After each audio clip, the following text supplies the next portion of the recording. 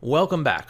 Forms are a vital part of so many landing pages, so it just stands to reason that I share some tips for optimizing them. Let's jump into this video on form optimization. Here are 5 tips for optimizing forms. Start by observing what's happening. Fix usability issues. Reduce, simplify, and amplify. Test different layouts. And make it more conversational. Let's break down each of these tips in the next few slides. First, start by observing what's happening. To do this, you're going to need to collect data from people who are interacting with your form. You can do this with a tool like Hotjar using their session recordings feature. And you can also try their form analysis tool.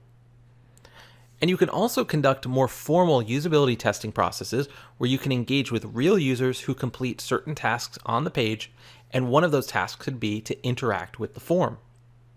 Without this data, though, you're only able to guess on what might be wrong with the form, if anything. So this is a vital step that I don't recommend skipping.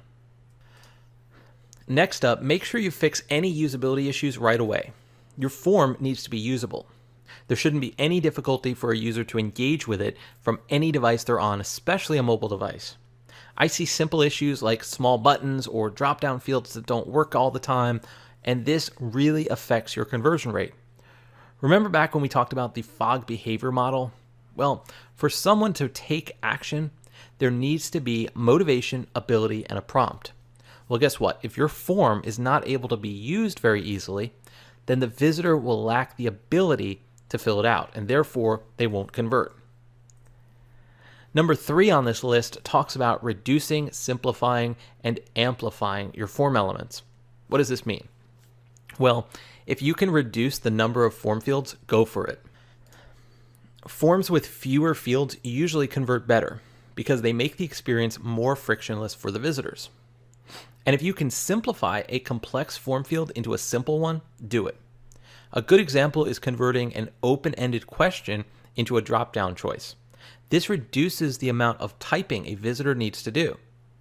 As for amplification, what I mean here is that you should call attention to the most important parts of your form, such as the form header, subhead, and the button.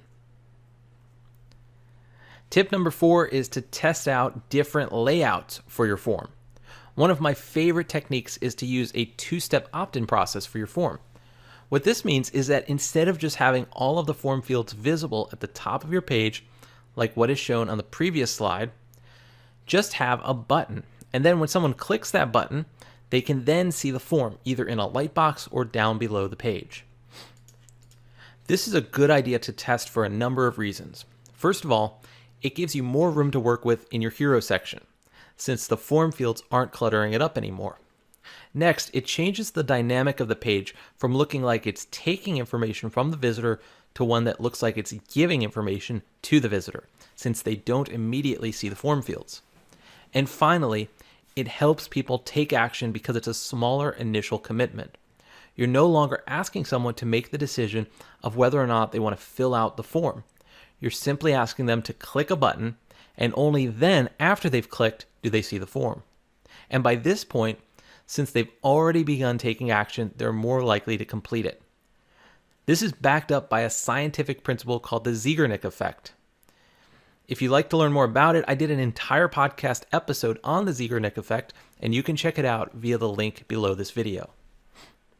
Another thing to test is a multi-step form layout, as seen here by Geico.